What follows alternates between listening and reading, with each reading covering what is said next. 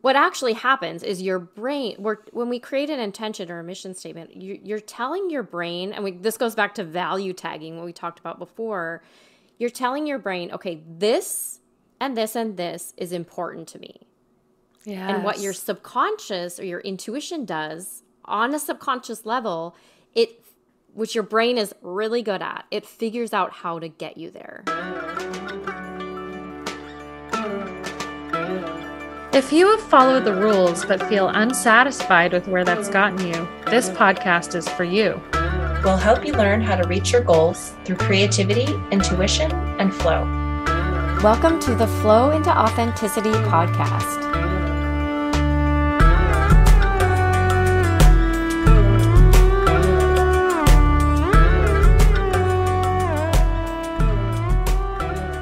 We're doing it!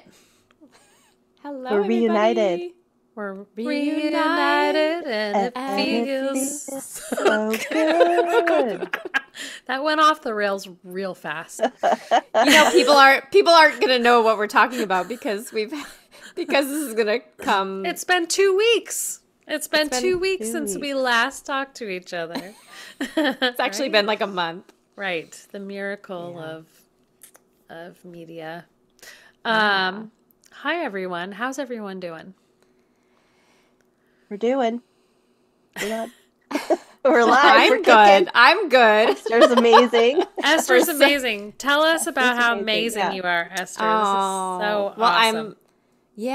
So all last season I was probably not amazing, but I'm just feeling really good now. I'm looking out at my beautiful view and watching my hummingbird come to the feeder, all my birds come to the feeder. I'm feeling healthier than I've been in a long time, and just getting more sleep than I have in a while. So it feels good. Knock on wood.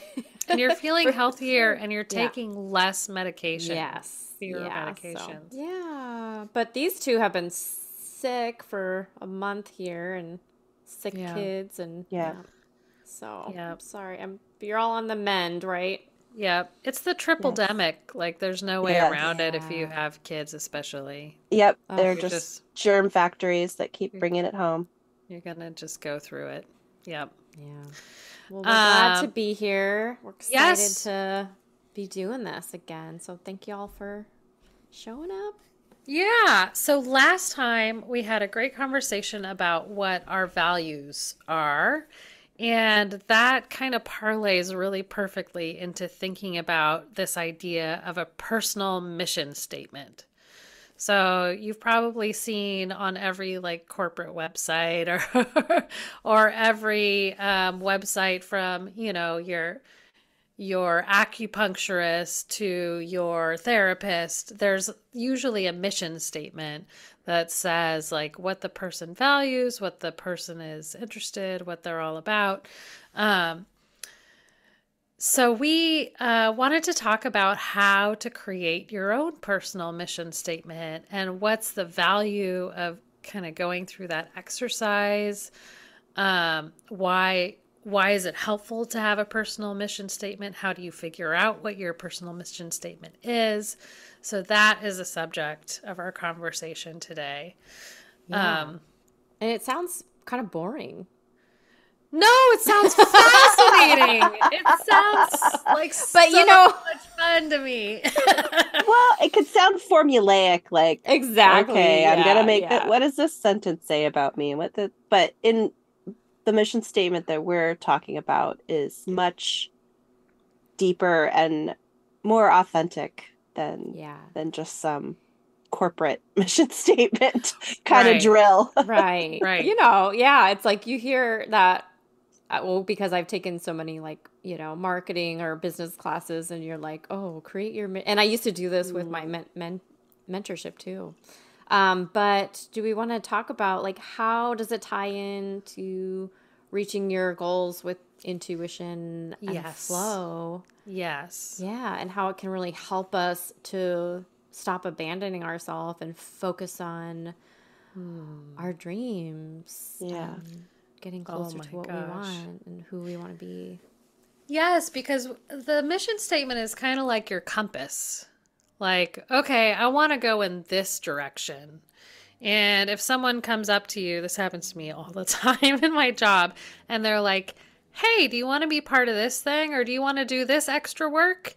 If you have that mission statement that's like, I don't like that kind of extra work, I really like this kind of extra work, I really like this kind of social setting, I really like this kind of activity. If you have that compass to guide you in your decision making, it can really help you align what you're doing with your life, what you're spending your energy on, with what you value, what you care about, what you're good at, and what gives you a sense of purpose. So having that in mind, like, what do you value? What do you care about? What gives you a sense of purpose? What are you called towards? Can help you figure out, like, oh, yes, I do want to put my energy towards this thing, and I don't want to put my energy towards that thing. Sorry, I just went off on a Yeah. rant. No, that's great.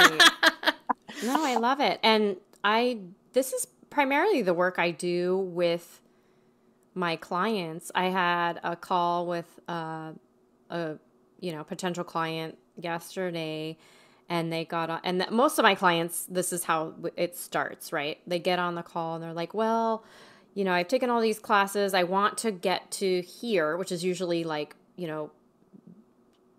becoming a full-time artist or some, making their art practice, fuller or more potent.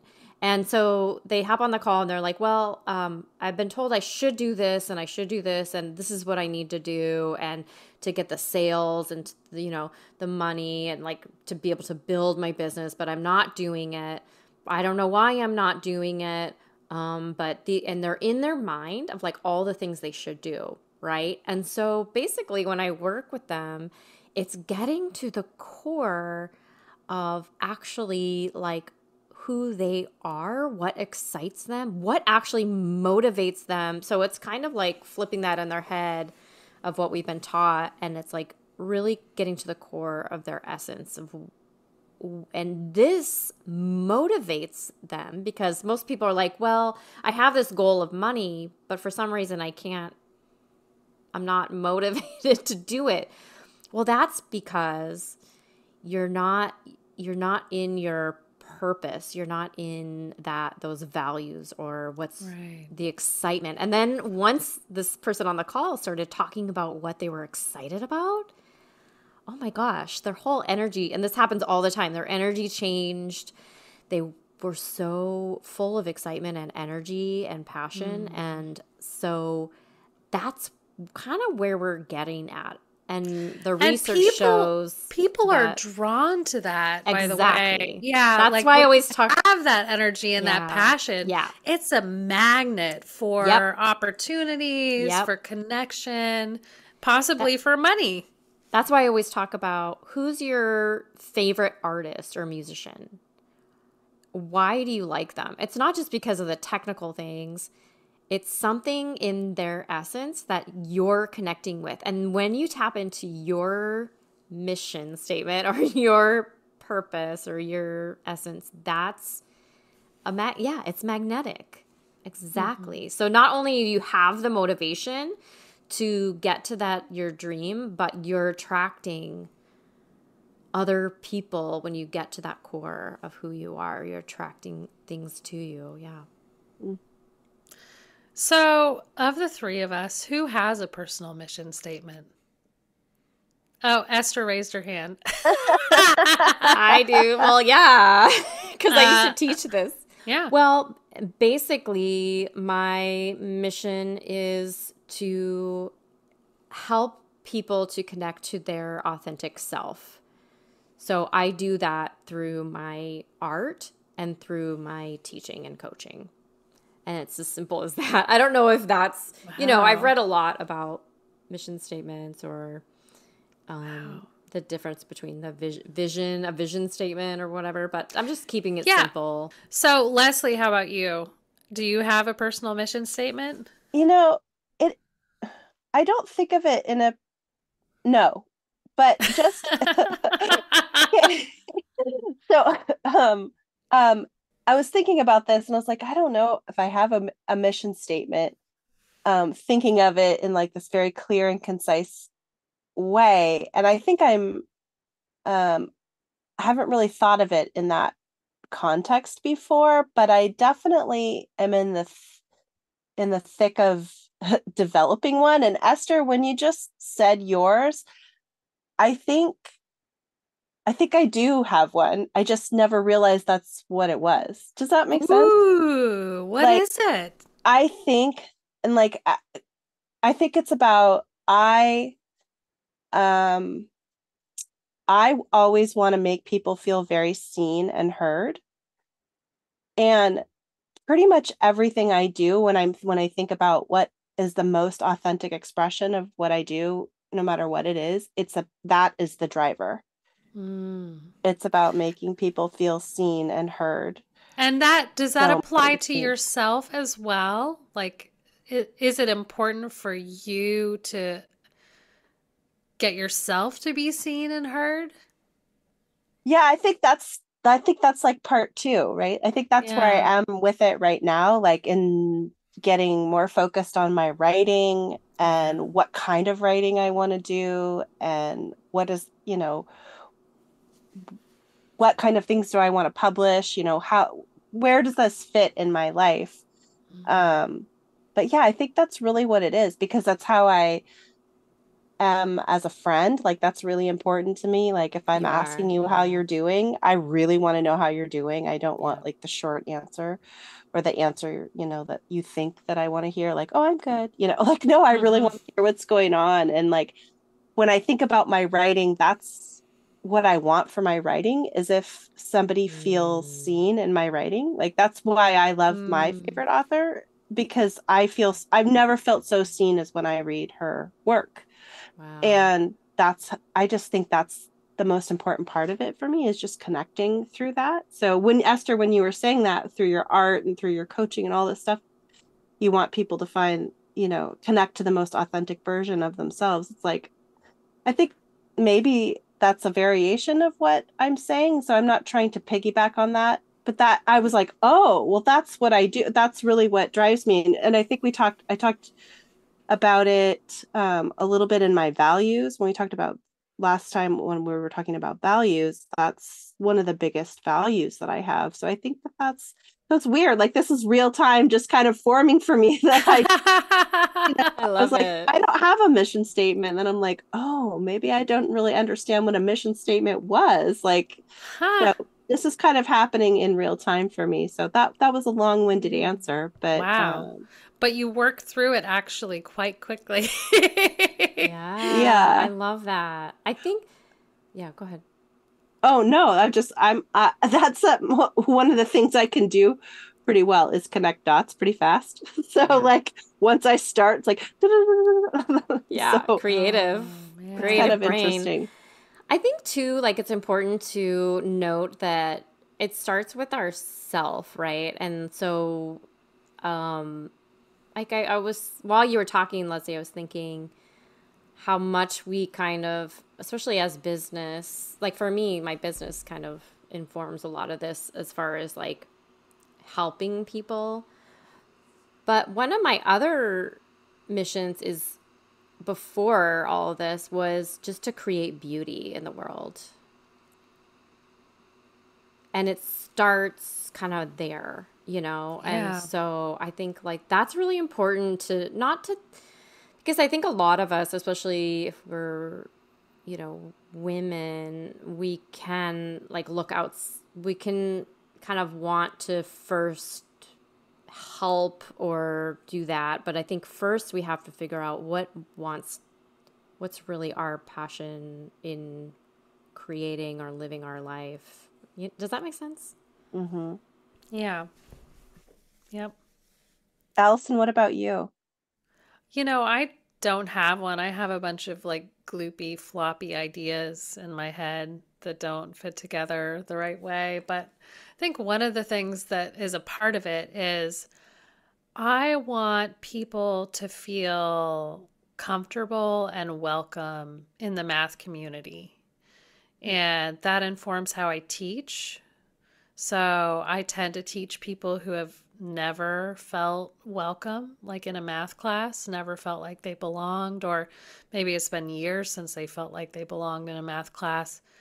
Um, Also, there are people in the math community who are mathematicians who don't feel like they belong in the math community. And part of my work is to help those folks feel like they do have a really important place in the community and they are valued, and we need them in the community, and we need them to connect with the younger generation and students and share their experiences. Um, so I think that's a big part of whatever my mission statement is. That's beautiful. That is Yeah. beautiful. And I just want to say, like, just as I haven't known you as long as Esther has known you, but when you say that, you emanate that in everything that you Yeah. do in terms of like like the welcoming part. You are just such a welcoming person. Like, it's just, you Aw. just exude that. So Oh, thank you. you really have Totally. embodied that part of your mission statement, like you really do Thank embody that. you. Thanks. Yeah. That makes me feel good because when I think about it, I'm like, can I claim this as my mission? Because I don't feel like I do this well a lot of the times because I am too distracted by other things. And so I'm like, oh, okay, I gotta go over this problem. I gotta go over this test. Oh, so I'm not focused on like, oh, how should I start the class to make people feel, like this is a nice space where they feel welcome. So I feel like even though that's a value and that's what I want my mission to be, I don't always live up to that. So there's a little bit of a tension there. Like, are you allowed to claim something as your mission or your value if you don't feel like you're particularly good at it all the time? Mm. Well, this is a theme, Yep, Allison. yep, yep. Like imposter syndrome or having very high expectations. Having I've been reading this book and it was kind of talking about sort of like a mission statement as an intention. And when we have an intention, it's like something that we're growing towards, right? And I love what Leslie said about you because if like that's your essence. It just is you. And I think each one of us kind of has like this gift to give the community, this like natural from our essence, like this natural gift to share. And that's your natural gift. And it's going to be natural. Yeah, we can all be distracted at one time or another, but if you have the intention, it's just going to grow stronger and you can become more aware of getting distracted and outside of that mission. And it's just a beautiful thing, I think, to have that intention or that mission statement to go back to. Do you think? That I really like is, that framing of it. Sorry, Allison, go ahead. Yeah. no, to go for it. I was just going to say that I really like the framing of it as setting and an intention.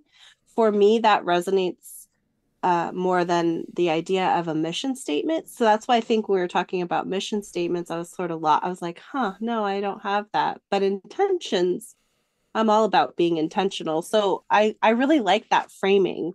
And I wonder if that will help people um, kind of be able to embrace that idea and work towards creating it for themselves, our listeners, because it doesn't sound so, you know, corporate speak mission statement. I just love the idea of an intention because, like, for me, as someone who was coming out of being really sick and finally finding some stability, like, I have to be very intentional about how I spend my time. And it's really been good for me in these last few months to really get some clarity about, okay, I have limited, um, energy. I have limited time. I have limited capacity.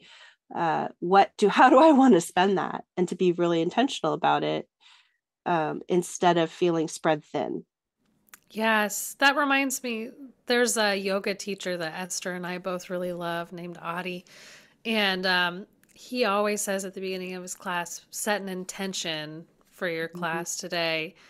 And that is so powerful because when he describes what that means, he's like, maybe your intention is to walk out of the room more relaxed or in a more peaceful state than when you walked in. Maybe your intention is to increase your flexibility. Maybe your intention is to like loosen up that weird thing in your back that's been bugging you. But it doesn't have to be something big. Like it doesn't have to be like I'm going to be the best person in this yoga class and I'm going to be able to do every single pose perfectly. You know, he really is good about reframing like, no, set something that feels really soothing, feels really authentic, feels really important for you, and not like, I'm going to be the best at this class. So it just feels really comforting to have that intention that's more personal. But what Esther said felt so, you just made me relax so much when you said that, when you were talking about the gifts that you share with other people. So part of our mission statement is that we're basically using our gifts to forward our values. We're using our gifts for our values. And that is so comforting to me because when I'm deciding on goals and setting goals and figuring out how I'm going to spend my energy, I always feel like I'm pushing. Like, okay, I'm going to do this. I'm going to have to learn this new skill. I'm going to have to get better at this. You know, this is going to be hard for me. This is going to be hard for me. But when you kind of ground what your mission is and what your goals and intentions are in what your gifts are and what you care about and kind of what your essence is, it's like, oh, I have a really strong foundation. I have really a lot to bring to the table here. I don't have to fit my square peg into a round hole. Like, it helps you acknowledge like, oh, these are what my strengths are, and I don't even have to try too hard to do this well. I just Acceptance. and it's No, go ahead, please.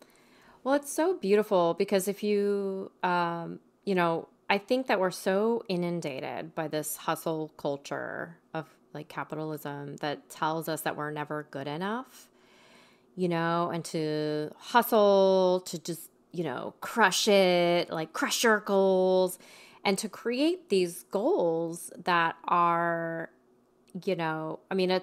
our culture is all about goals, and I love goals, but I teach an intuitive goal setting class, and it's for, I think, people who are more intuitive or soul centered around their values can look at goals in a different way, right? So if we think about Audie's class, like the yoga class as an example, setting an intention at the beginning of a class is like, okay, this is my overall intention, kind of like your mission statement, right?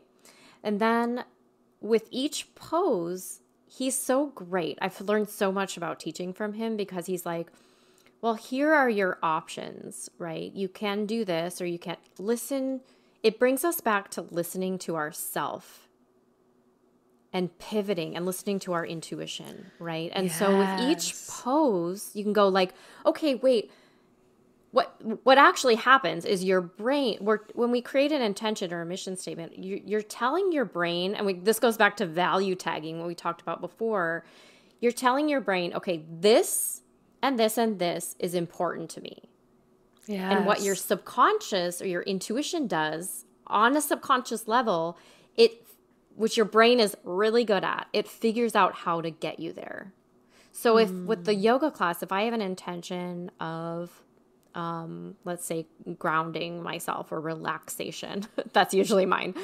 Um, if there's a pose where I feel like is too intense for me, I can be like, okay, well, my intention is grounding myself. So actually, I'm going to not push myself, which is that inherent cultural conditioning of like, I went to a yoga class in Washington, D.C., and everybody was like, ugh, like they were like, and I was like, oh my gosh, you guys, like so intense. Like they were so intense, but like, what's my intention in that class? Maybe it is strengthening. So I'm going to push myself a little bit more, right? So the beautiful thing about intention or mission is like we can come back to that, which with each of our goals, and let our intuition guide us. Like if we have a goal to, publish a book, well, maybe our goal is to get it done this year, but like our values are rest and fulfillment and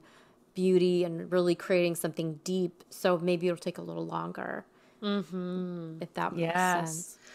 My gosh, I love that yoga example. So setting Yeah. that intention throughout the class, you have to make a bunch of decisions, and setting that intention ahead of time probably leads you to make different decisions than you might have otherwise. So instead of making the decisions based on what you think you should be doing in that class, you're basing them on what you actually really want to get out of that. That is so how great. you want to feel. Yes. Like a lot of it is how you want to feel. That's how I teach that class. This is really good for the beginning of hopefully this comes out at the beginning of the year when people are creating intentions and goals for themselves. Totally. And I think it's just, I like, Allison, what you were saying earlier. It just ties into what you're saying, Esther, about it doesn't have to be hard, right? Like sometimes I think when we set goals or we have to be the best, like I'm going to be at the top right away. That's my goal. It's like, well, maybe that's not realistic for what other things I have in my life and other, so it's this idea of like what you said, Allison, about building on this foundation and tying into what you're saying, Esther, about your essence, right? It's already something your gift. You're already kind of good at it, right? And so you already have this place of like, oh, this brings me joy. I'm good at this.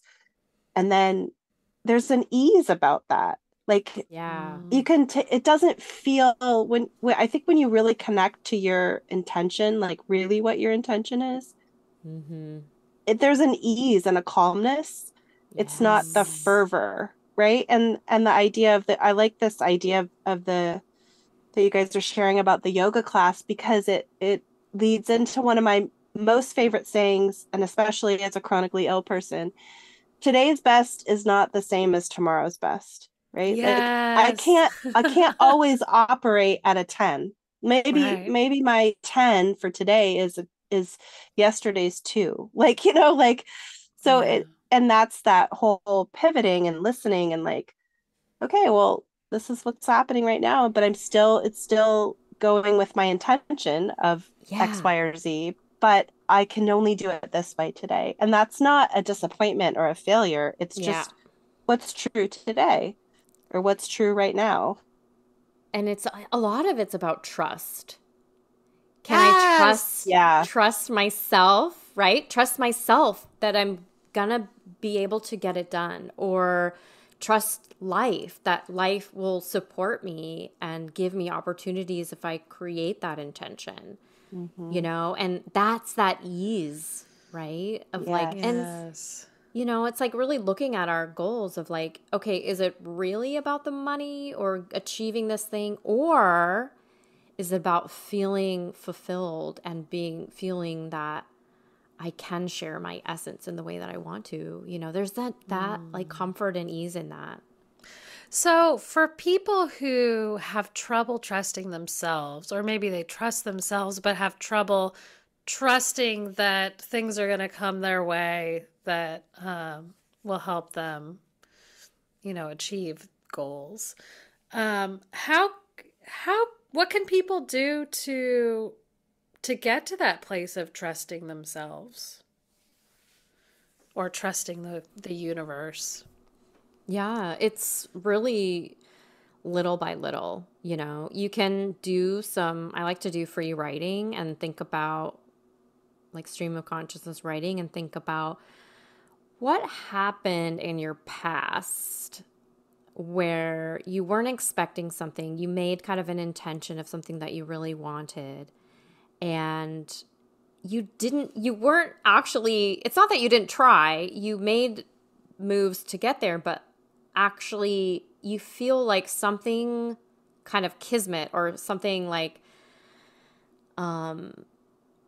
maybe that was like even better than you could have imagined. Like maybe it's your partner or a house or like, a job opportunity came to you and it wasn't like that much effort on your part, you know, like that's kind of why I would think about life supporting you. Like I have so many of these kind of things in my life where I do actually set an intention, but then like I don't have to hustle or try like as hard as I think I do have to. I have to make 4 little steps in the direction, like, you know, going and looking at apartments or houses, or getting on a dating app and like being open to what's coming. But so write about where that's happened in the past, because our mind really has this negativity bias of like, okay, well, this is never going to happen because of this, you know, or I have to push myself I have to do it this way. Right. And so opening up to possibility, can be like one way, but it's little by little. So small little steps. Start with something like really small of how you can trust yourself, you know, in your values. Yes. That is very helpful. Thank you. Can we give our listeners some tips for questions to think about if they want to kind of try and ponder what their own personal mission statements are? Yeah, I think we have some of those questions. We do. You want to share that resource? I'm like, kind of I'm setting myself up here. Yeah, you're setting. So there was a blog post that was written for the math community by Pamela Harris and Julianne Vega on a mathematician's mission statement. But what's kind of interesting is that a lot of the stuff they have people thinking through is not at all related to math. It's like totally general. So I love the questions that they suggest that people think about to think about how to write their personal mission statement. So these are the questions that they suggested. First of all, think about, what are you most proud of in your life?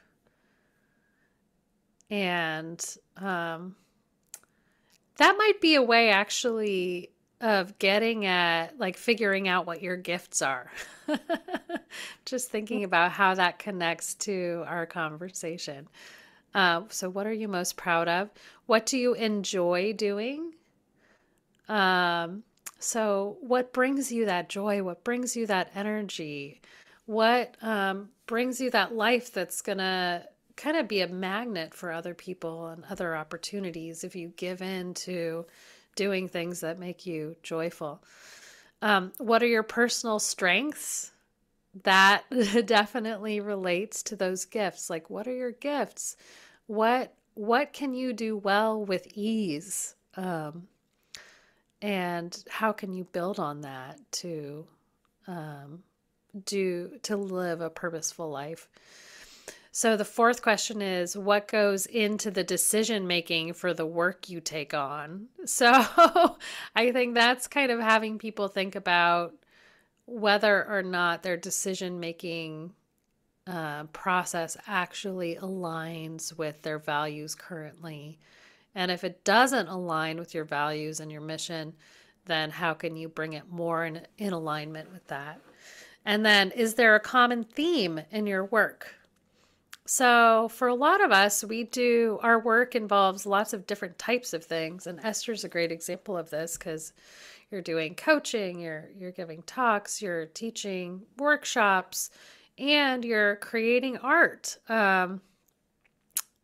But there's a theme that connects all of those things that you so succinctly put into that mission statement that you told us. So these are 5 questions that you can think about, and I'll put the link to this blog post in the show notes. But the bottom line is getting clear on this stuff. What are your strengths? What are your values? What gives you joy? These things can help you be better at making decisions in a more intuitive way and setting Yeah. those intentions. Yeah. And I just want to say this takes time. So I think a lot of times we take these classes, we're like, in 2 hours, you're going to figure out what your brand is or what your mission state. It doesn't work like that. And this is difficult, I think, for a lot of people to stick with it and set the intention, right? Set the intention to find your value statement. It takes time and processing to really observe, and it takes also honesty.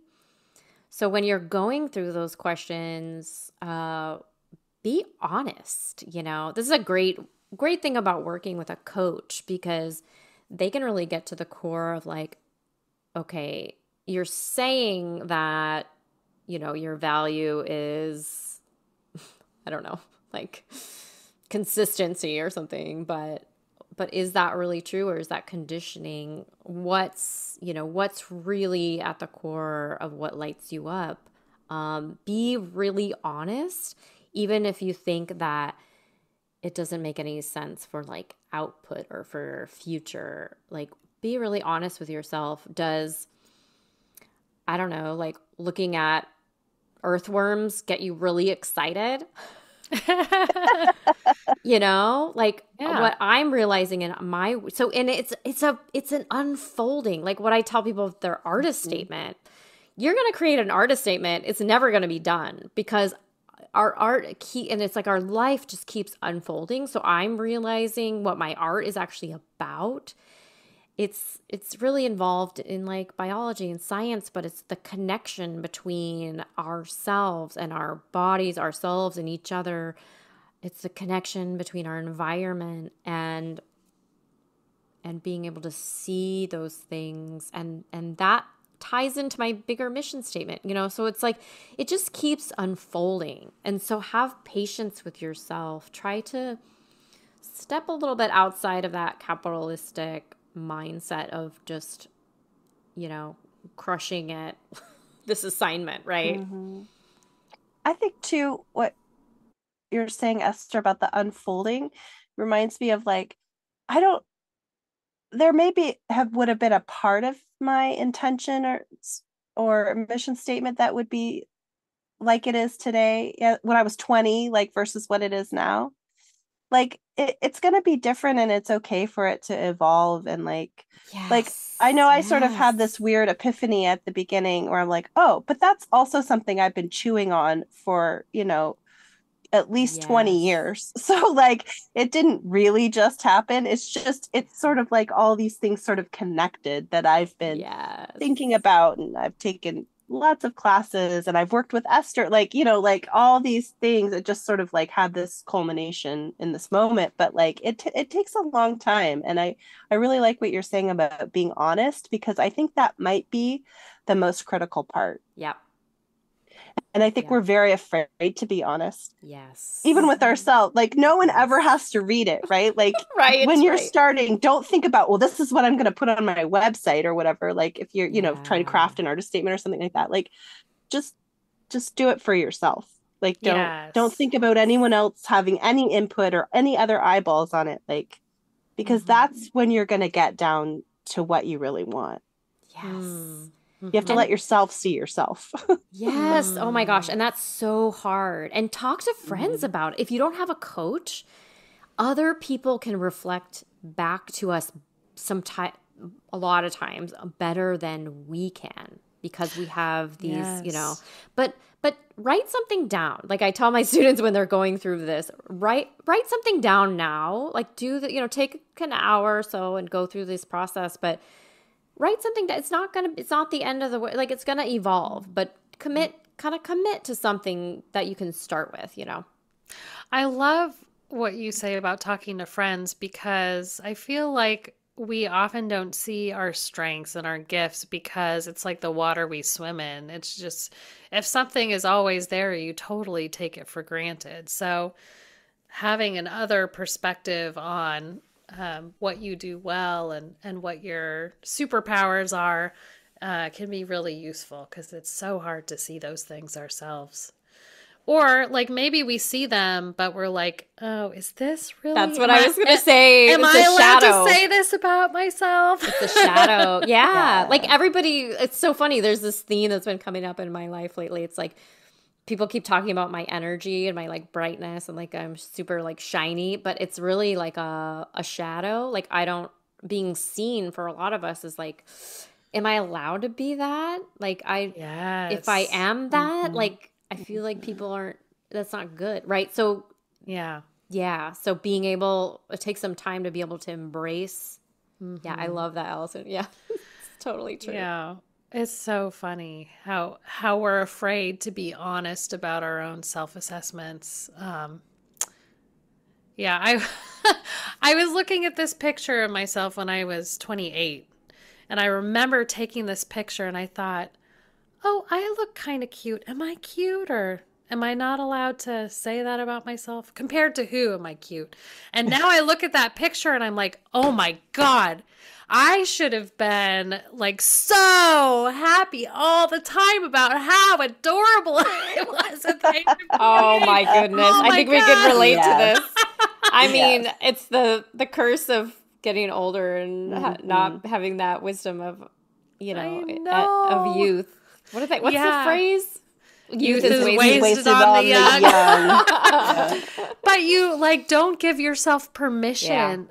Even if you have a glimpse of like, oh, I'm in a really good place right now. Sometimes it's hard to say that out loud because it's like, I don't know, maybe you're afraid it'll go away. Maybe you're afraid that you'll be perceived as being like self-involved or having a big ego, but I kind of wish that I'd given myself permission to just be like, oh yeah. I know. Own it. I do too. Like if I would have owned it. Oh my gosh. Yeah. Yeah. Mm-hmm. So I have a question for you. I have a hard time with my mission statement because there are so many aspects of my job and my life that I kind of feel like each one of them needs its own mission statement. Is it acceptable? Is it okay to have mission statements for different facets of your life? Like, this is my parenting mission statement. This is my research mission statement. This is my leadership mission statement. I mean, if you're thinking of it as an intention, I would set intentions for every part of my life, you know, but like you can also kind of ponder what's the underlying values or the underlying, like I was talking about. So my mission statement overall is to help, not just myself, but other people connect to their authenticity. How I do that in my art is by showing this connectivity to everything around us, to ourself, and not just the like light parts, but the dark parts and like all that, getting really deep. Like, so that's how I do it in my art. How I do it in my coaching is well, it's kind of similar, but different. But there's probably an underlying theme. Does that make sense? I don't know. That's just my That's thought. what I was going to say too. Yeah. Well, no, I was just going to say that too. I bet you, even as if they feel different, I bet you there's a thread of continuity. There's something that kind of ties them all together, even though they may feel separate. So I think that it's a good exercise to do it that way anyways, because I think it will help you. I think it would bring clarity to do that. strangely, Yeah. even if it may seem like disconnected at the start, I bet you would find some kind of continuity. Right. So if I created 5 different mission statements for different aspects of my life, I might be able to see like, oh, this bigger thing is actually an aspect of all 5 of these. Mm-hmm. Yeah. Mm-hmm. Yeah. Okay, so I think it's kind of clear what our 4% is going to be, but let's just lay it all out there. Esther, what should folks do for their 4% before our next episode? 4% is just how much your brain can handle in creating a new challenge. So teeny tiny little step towards your goals. So this week's little 4% is we'll put a link. Allison's going to put a link to the blog post. And if you scroll down those questions that we asked, or you can just, go through the questions again. Yeah. So the 5 questions Yeah.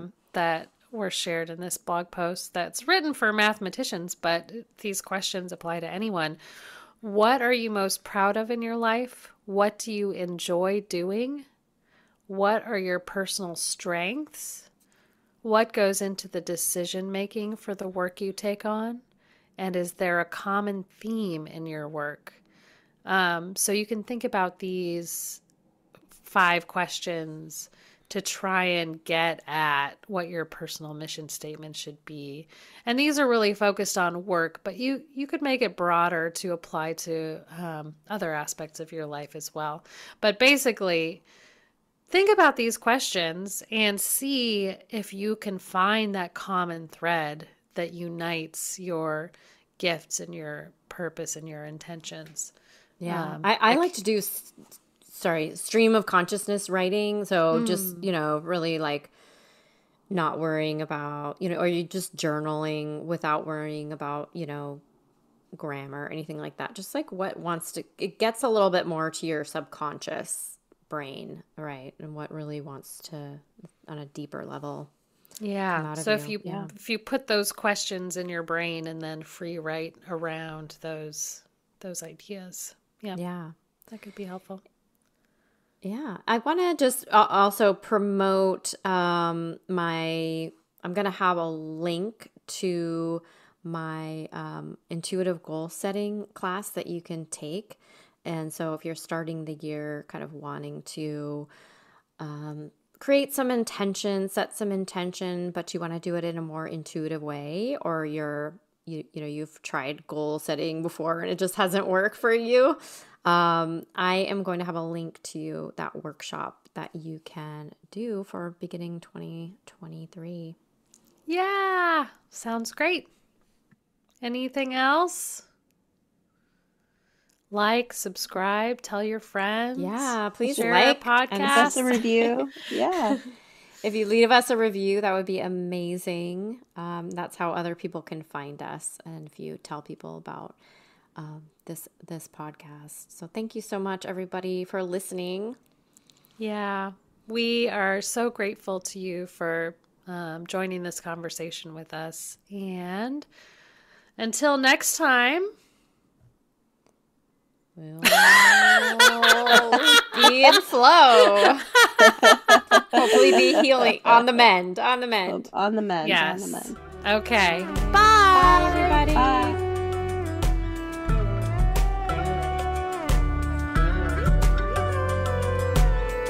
Flow into Authenticity is hosted by Esther Loopstra, Leslie Blumenstein, and me, Allison Henrich. Our original theme music is by James Wetzel.